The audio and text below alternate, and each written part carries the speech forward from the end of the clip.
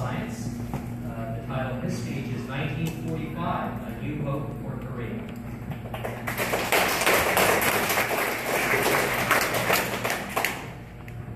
So before I start, can everyone hear me?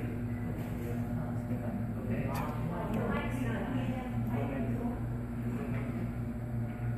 Oh. Okay. Can everyone hear me now?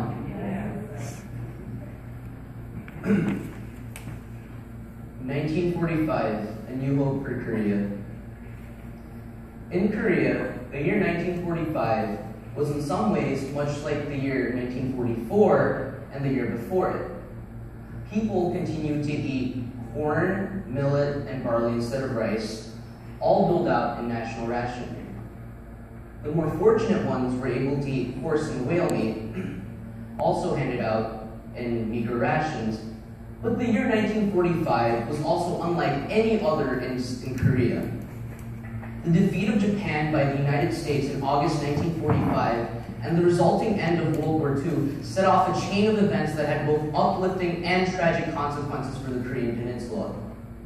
To this day, the elation and hope that resulted from the liberation of Korea and the tremendous growth and modernization that South Korea experienced following World War II are tempered by the fact that Korea was divided in two at the end of the war in every way possible: physically, economically, politically, and ideologically. Like many others of Korean descent, I marvel at the amazing growth and progress that South Korea has experienced following the end of World War II, while at the same time, I also feel a sense of yearning and incompleteness due to the negative events that followed.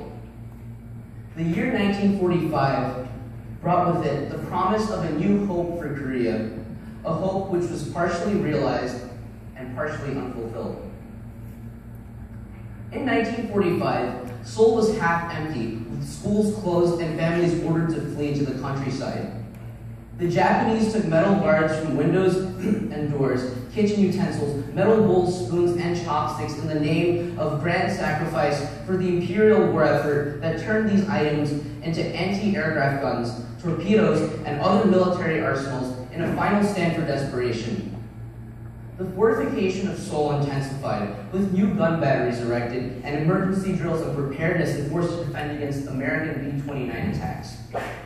Several times, a B-29 Superfortress flew high over Seoul. People were scared because the same year, bombers had begun dropping napalm jelly bombs in Japan. My grandfather, now 82, was 12 years old back then, and remembers people saying, "Don't worry, Americans will not hurt Koreans." His elementary school in Seoul was closed, and instead of taking refuge in the countryside, he started attending a country school outside of Seoul. On the afternoon of August 15, 1945, as he was walking home from school, he saw a group of Koreans in front of a public address speaker, intently listening to something that the grown-up said was the voice of Emperor Hirohito. The voice, my grandfather remembers, was quavering and said that Japan had decided to accept the Allied Declaration. Soon, somebody brought out a 5-foot banner proclaiming, "Japan surrenders unconditionally." Korea, which had long suffered under Japanese occupation had been largely forgotten by the world, was jolted into a dazzling new reality. The Korean people, overcome with joy but unable to fully comprehend the meaning of this new situation, shouted, "Manse! Manse!" at the top of their lungs. They did not really know what the future would hold for them as a nation. People thought that they were finally free and independent. However, the United States and the Soviet Union, who had been allies in the war but were quickly becoming adversaries, had other designs for Korea. They divided Korea into two halves along the 30th parallel, with the United States controlling the south and the Soviets controlling the north. A general election sponsored by the United Nations covering all Korea was proposed, but boycotted by the Soviet government. So, in 1948, a democratic government was set up in the south called the Republic of Korea, with Syngman Rhee elected as its first president. while a separate communist government was set up in the north called the Democratic People's Republic of Korea, with Kim Il-sung as its head. Now, permanently split in two, the South and the North began bickering and skirmishing, and with the tacit approval of the Soviet Union and China, Kim Il-sung launched a brutal war against the South on June 25, 1950. The United Nations allies, led by the United States, came to the defense of South Korea. 3 years and 4 million casualties from both sides later, the war ended in a stalemate, an armed truce with no clear winner, a situation that continues to this day.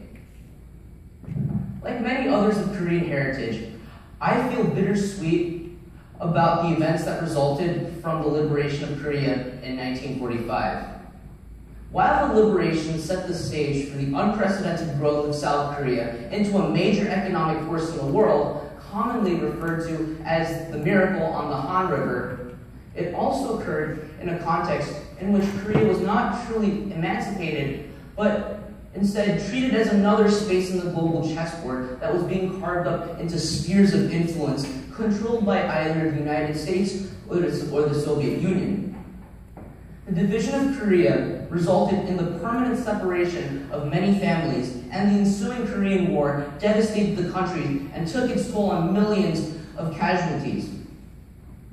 I feel great sadness for the hardship that the Korean Peninsula and the Korean people have endured following 1945, but at the same time, I know it is important to see the glass as half full as opposed to half empty.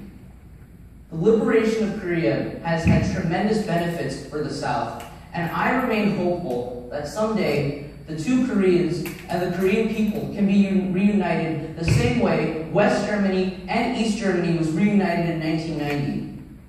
In that sense, the liberation of Korea in 1945 truly represents a new hope for Korea, one whose ending has not yet been written and whose promise remains to be fulfilled.